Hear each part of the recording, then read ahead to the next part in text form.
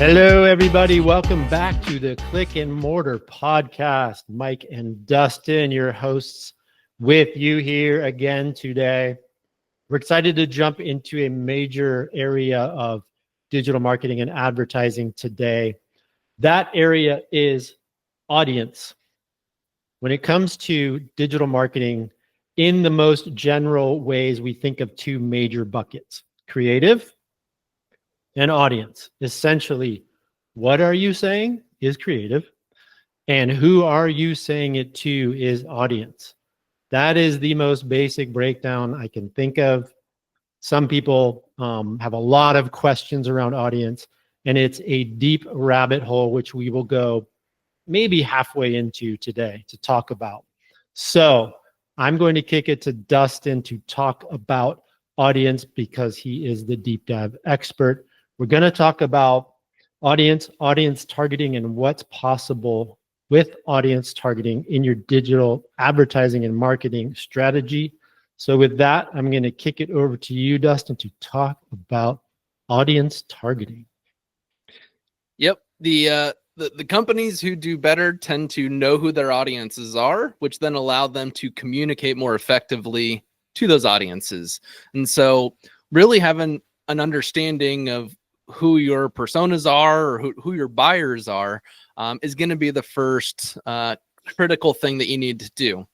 A good example, a dog boarding, doggy daycare, people have dogs. Most people, that's, the first audience, obviously, but then there are people that are about to go on business trips. And then there are people that are about to go on family vacations.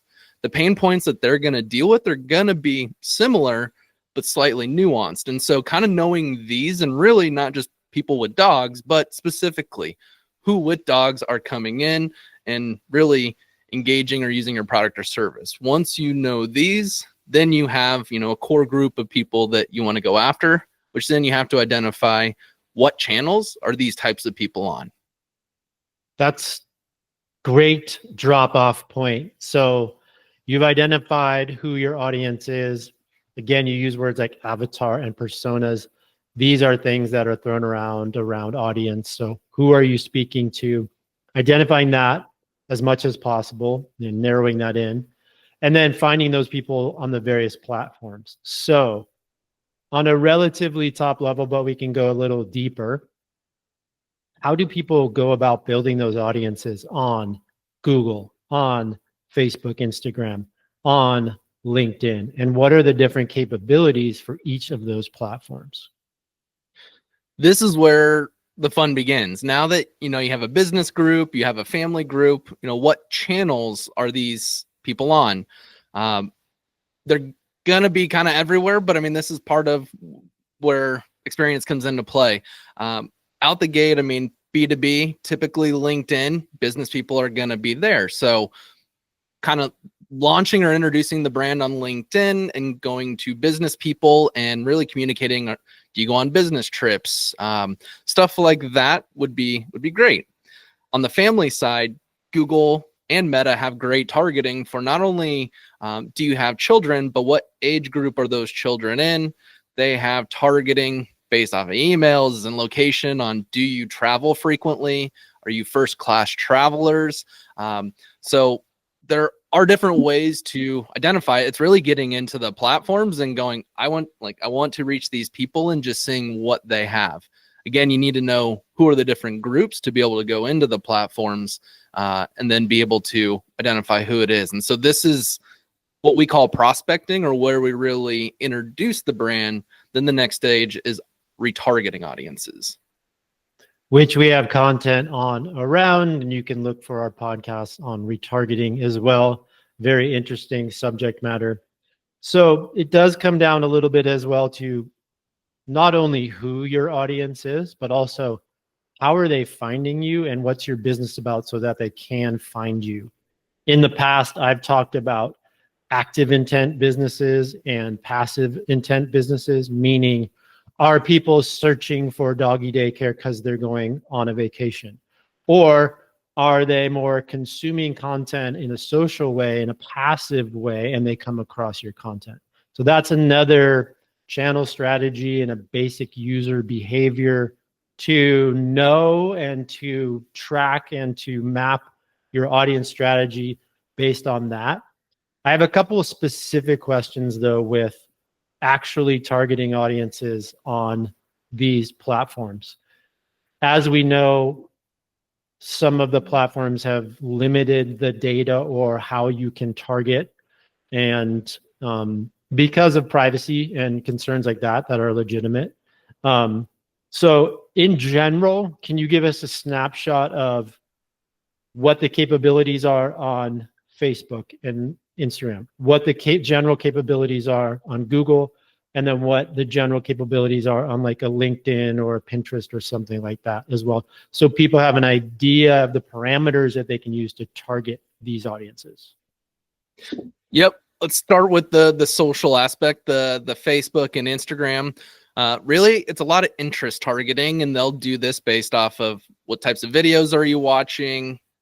Of those videos, what pages are they associated to? What are you liking? So what content are you consuming? So very interest focused. Are you interested in shoes, shopping, things like that? They also have great demographic data, and I think a lot of people don't leverage this enough. And a lot of it is household income data. You can get down to the top 5%, top 10%, 25, 50% of household incomes. So a lot of feedback we get is not necessarily targeting the right person or those that have the disposable income. So really getting into household income, but also demographics, age, down to the specific, like one age group. So I guess the way to put it is on Google, you can target 49 to 59-year-olds. With Meta and Instagram, you could target 40 to 41-year-olds, which is really granular. They also collect a lot of personal data, like, are you married? What's your birthday, anniversaries, things that if you fill out your profile, you're going to get connected to a lot more people. And this was the original intent. And so it does have a lot of things, like they have an anniversary coming up, a birthday coming up, and things that you can really leverage to, again, get really granular with your messaging and offers. But to recap, a lot of interest in demographic targeting on Meta. And then what about, how does that compare to Google? Break down Google. As we know, Google has some pretty intense audience targeting tools, but on the top level, what's possible? Yep. Very similar interest, and they have their own ways of collecting the interest, but they have far more granular interests, like, are you into running shoes or dress shoes or things like that. They have the household income, but their killer audience is custom intent audiences and their search capabilities.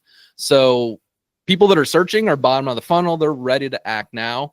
Obviously, everyone's familiar with Google search, but you can build audiences based off what people are searching for within YouTube, within their Performance Max, within display. So we'll use this a lot to get bottom of the funnel audiences with top of the funnel channels where CPMs are lower, people can see the brand. So really their big competitive advantage is the search query data that they're sitting on top of, and the massive channel with YouTube and being able to connect video views and searches and whatnot. So YouTube and search intent is the big advantage on the Google side of things. Awesome. Yes, as you can probably decipher, audience is complex and gets complex relatively quickly. And there's some pretty amazing targeting capabilities when it comes to audience. Lastly, and it's a little bit different of an audience based on your strategy and if you're going after a business user, but LinkedIn and some of the unique capabilities of LinkedIn that people can target from an audience perspective. Yeah, so think of all the different company ways or ways that you can identify it within a company. So you could target based off of annual revenue, the head count of the company, the industry that they're in. You could target people based off of their job title, their seniority. So we could target people that are in marketing who are senior level or higher, or that are only in the C-suite, or we could target just the CFOs. One thing that I think people don't leverage enough is company specific targeting. So you could target, I don't know, for one Fortune 500 Amazon, just Amazon specifically, and run ads to them and run creative. Do you work at Amazon? And run it that way. They also have a bit of interest targeting through their groups, and they've been pushing their groups a lot. So we'll layer in some job title, and we know you're a decision maker, but we'll get into the groups. So are you into conversion rate optimization? Are you into lead generation? So that we can use demographic with interest targeting to identify the right person. So it is a lot of business traits that are on there. One that is unique as well is that you can target based off of how a company is trending, whether they're growing at 20% or 10% or they're declining. And this is seen as in the revenue and the headcount. So if you have some unique propositions on growing or declining companies, there are some unique ways that you can get in front of people and their pain points. Fascinating. Love it. So we want to hear from you. If you have other questions on audience, please reach out to us or put comments on whatever platform you're consuming this on. And if you want to do a deep dive with us, you can schedule a demo, schedule a call with us. We love talking audience targeting and all of these pieces. So if you do have any questions on that or want to set that up with us, please go ahead and do so. Until then, until next time, I'm Mike. I'm Dustin. Thank you all for watching, and we'll catch you on the Click and Mortar podcast next week.